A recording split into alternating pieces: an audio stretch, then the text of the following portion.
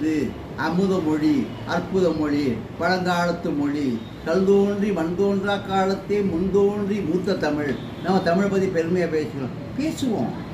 நம்ம தமிழை பற்றி நான் எல்லாரும் பேசுகிற மாதிரி நான் தான் பேசுகிறேன். தமிழுக்கு இணையான மொழி உண்டா? தமிழை போல ஒரு நல்ல மொழி உண்டா?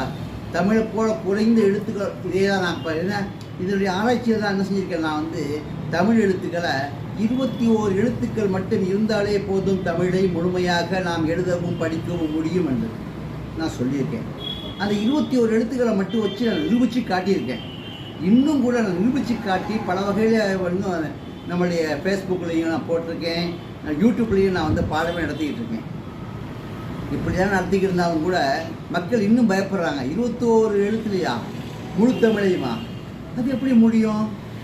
நடக்கவே நடக்காது. நம்மளாம் இவ்வளோ காலம் இருந்தவங்க மக்கள்லாம் முட்டாளா? ஒரு பெரிய அறிவாளியான்னு கேட்குற